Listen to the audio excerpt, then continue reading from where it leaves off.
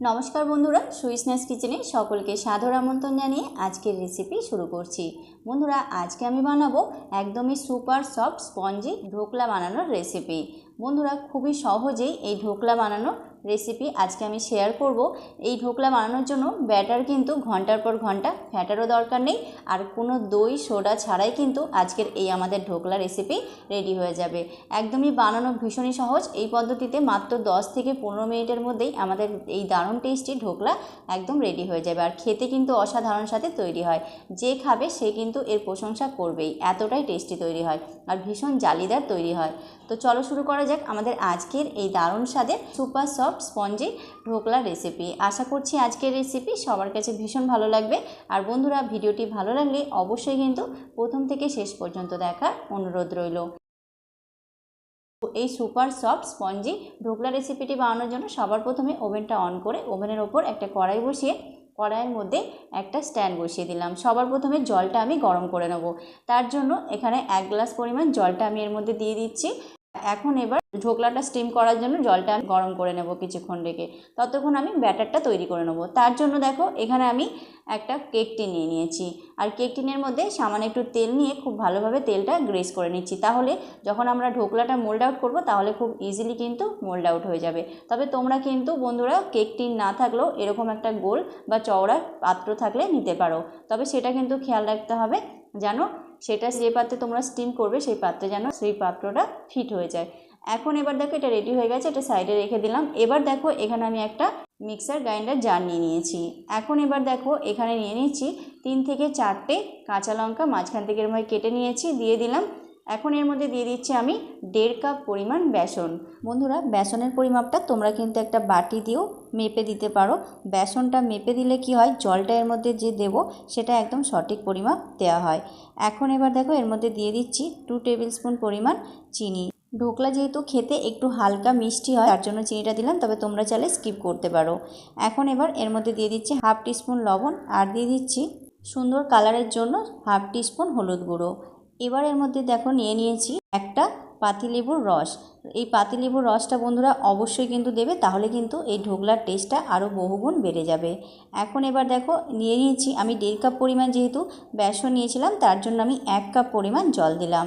1.5 cup পরিমাণ বেসনের জন্য আমাদের 1 কাপ পরিমাণ জল লাগবে। এখন এবার ঢাকনাটা দিয়ে এটা আমি মিক্সিতে খুব ভালো করে ব্যাটারটা তৈরি করে নেব। তো ব্যাটারটা আমি তৈরি করে নিয়েছি মিক্সিতে। দেখতেই পাচ্ছ বন্ধুরা কত সুন্দরভাবে ব্যাটারটা রেডি হয়ে গেছে। কোনো ঘন্টার পর ঘন্টা কিন্তু ফ্যাটানো ছাড়াই আমাদের ব্যাটার একদম রেডি। ফ্যাটানোর কাজটা আমরা মিক্সিতেই করে নিয়েছি।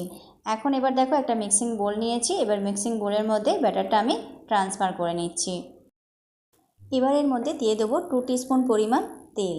এখন তেল দিয়ে খুব ভালোভাবে ব্যাটারটা চামচের সাহায্যে এইভাবে মিশিয়ে নিতে হবে। বন্ধুরা, ব্যাটারের মধ্যে সামান্য একটু তেল দিয়ে এইভাবে মিশিয়ে নিলে আমাদের ঢোকলাটা খুব বেশি সফট আর ময়েস্ট তৈরি হয়। আর অনেক সময় অনেকের কিন্তু ঢোকলা খেতে গিয়ে গলার মধ্যে আটকে যায় বা কিছুক্ষণ রাখলে ঢোকলাটা ড্রাই হয়ে যায়। এরকমভাবে তেল মেশালে ব্যাটারের সাথে সামান্য, তাহলে কিন্তু আমাদের এইসব সমস্যা একদমই হয় না। তো এখন এবার ভালোভাবে তেলটা ব্যাটারের সাথে মিশিয়ে নিয়েছি। এবার দেখো এখানে আমি একটা ইনো ফ্রুট সল্ট নিয়ে নিয়েছি। এখন এবার এর মধ্যে থেকে আমি 1/4 টিস্পুন পরিমাণ মতো ইনো ফ্রুট সল্ট এর মধ্যে দিয়ে দিচ্ছি। এখন এবার চামচ দিয়ে এইভাবে এটা মিশিয়ে নিতে হবে। বন্ধুরা, এখানে খেয়াল রাখতে হবে মেশানোর সময় একই ডিরেকশানে কিন্তু এটা মেশাতে হবে। তো এরকমভাবে একই ডিরেকশানে আমি চামচের সাহায্যে এটা মিশিয়ে নিচ্ছি। দেখতেই পাচ্ছ এটা কতটা ফুলে উঠছে। এটা দেওয়ার জন্যই কিন্তু আমাদের ঢোকলাটা খুব জালিদার তৈরি হবে আর স্পঞ্জ তৈরি হবে। আর এটা দেওয়ার কারণে বন্ধুরা ব্যাটারটা কিন্তু ফুলে একদম দ্বিগুণ হয়ে যায় পরিমাণে। তো দেখতেই পাচ্ছ বন্ধুরা কতটা ব্যাটারটা ফুলে গেছে আর পরিমাণটা কতটা বেড়ে গেছে। আর বন্ধুরা, তোমরা যদি ইনো ফ্রুট সল্ট না দাও তাহলে কিন্তু তোমরা এর মধ্যে 1/2 টিস্পুন সোডা দিতে পারো। তো দেখতেই পাচ্ছ খুব ভালোভাবে আমি এটা মিশিয়ে নিয়েছি। আর ব্যাটারটা কতটা ফ্লাফি তৈরি হয়েছে, কতটা পরিমাণে বেড়ে গেছে। তা এখন আমি ভালোভাবে এটা মিশিয়ে নিয়েছি একই ডিরেকশানে। ব্যাটারটা আমার একদম রেডি হয়ে গেছে। এখন আমি এটা যে আমি কেকের মোলটা রেডি করে রেখেছিলাম তার মধ্যে ব্যাটারটা এখন ট্রান্সফার করে নিচ্ছি। বন্ধুরা, ইনো ফ্রুট সল্ট দেওয়ার পরেই কিন্তু খুব তাড়াতাড়ি আমাদের প্রসেসটা করতে হয় এই সময়। তার জন্য মোলটা আর জলটা আগের থেকে রেডি করে নিতে হয়। তো তার জন্য আমি রেডি করে নিয়েছিলাম। এখন এবার দেখো একদম রেডি। এখন এবার এটা আমরা স্টিম করে নেব। তা আমি যে জলটা গরম করেছিলাম সেই জলটা গরম হয়ে গেছে। এখন এবার স্ট্যান্ডের মধ্যে এটা সাবধানে বসিয়ে দিলাম। এখন এবার এটা ঢাকনা দিয়ে ঢেকে দিতে হবে। আর বন্ধুরা, এর মধ্যে থেকে কোনোভাবেই যেন স্টিম না বের হয় সেদিকে অবশ্যই খেয়াল রাখতে হবে। এখন এবার এটা 15 মিনিটের জন্য রেখে দিলাম স্টিম হওয়ার জন্য। এখন এবার আমরা ঢোকলার তড়কাটা রেডি করে নেব। তার জন্য ওভেন অন করে ওভেনের ওপর একটা প্যান বসিয়ে প্যানের মধ্যে আমি দিয়ে দিচ্ছি 2 টিস্পুন পরিমাণ তেল। তেল হালকা গরম হলে এর মধ্যে দিয়ে দেবো 1 টিস্পুন পরিমাণ সর্ষে, আর দিয়ে দিচ্ছি 1 টিস্পুন পরিমাণ সাদা তিল। বন্ধুরা, সাদা তিল অবশ্যই দেবে, এর ফ্লেভারটা কিন্তু দারুণ লাগে। আর এখানে দিয়ে দিচ্ছি 4 থেকে 5টা কাঁচা লঙ্কা, আর দিয়ে দিচ্ছি 8 থেকে 9টা কারি পাতা। এখন এবার ঢাকনাটা চাপা দিয়ে এইভাবে এই তরকাটাকে রান্না করে নেব। এইভাবে করলে তরকাটা ছিটকে গায়ে পড়বে না, আর যত ফ্লেভার আছে সব কিন্তু এটা খুব ভালোভাবে অ্যাবজর্ব করে নেবে। এখন এবার এর মধ্যে থেকে সুন্দর একটা গন্ধ বেরিয়ে আসলে এই 1.5 কাপ পরিমাণ জল আমি এর মধ্যে দিয়ে দেবো। এখন এবার এর মধ্যে দিয়ে দিচ্ছি 2 টিস্পুন পরিমাণ চিনি। এবার এর মধ্যে দিয়ে দিচ্ছি 1/2 টিস্পুন পরিমাণ লবণ। এবার খুব ভালোভাবে মিশিয়ে নিচ্ছি। এখন এটা 2 থেকে 3 মিনিট খুব ভালোভাবে এটা ফুটিয়ে রান্না করে নেব, তাহলে সমস্ত ফ্লেভারটা জলের মধ্যে খুব ভালোভাবে অ্যাবজর্ব হয়ে যাবে। তো প্রায় 2 মিনিট মতো আমি এটা ফুটিয়ে নিয়েছি। এখন এবার ফ্লেমটা আমি অফ করে দেব।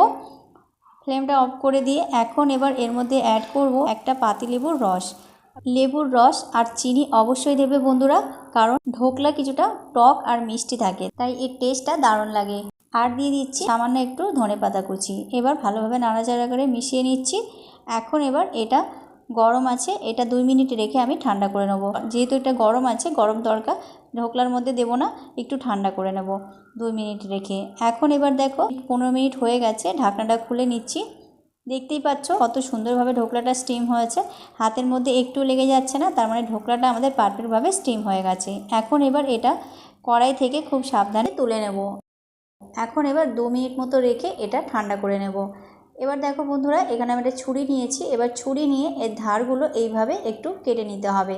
তবে অবশ্যই এটা ঠান্ডা হলেই কিন্তু অনেকটা জায়গা বেড়ে যায়, এটা অটোমেটিক কিন্তু বেরিয়ে আসে। এখন এবার একটা প্লেট নিয়ে নিয়েছি, এবার এটা ডিমল্ট করে নেব। বন্ধুরা, তোমরা দেখতেই পাচ্ছ কত সহজে এটা বেরিয়ে আসলো, আর কতটা সুন্দর তৈরি হয়েছে, একেবারে সুপার সফট আর স্পঞ্জি তৈরি হয়েছে। কতটা জালিদার তৈরি হয়েছে তোমরা দেখতেই পাচ্ছ। কাটা দেখেই বুঝতে পারছো তোমরা কতটা সফট তৈরি হয়েছে, একেবারে তুলোর মতো নরম আর একদম লাইট ওয়েট তৈরি হয়েছে আমাদের এই ঢোকলা।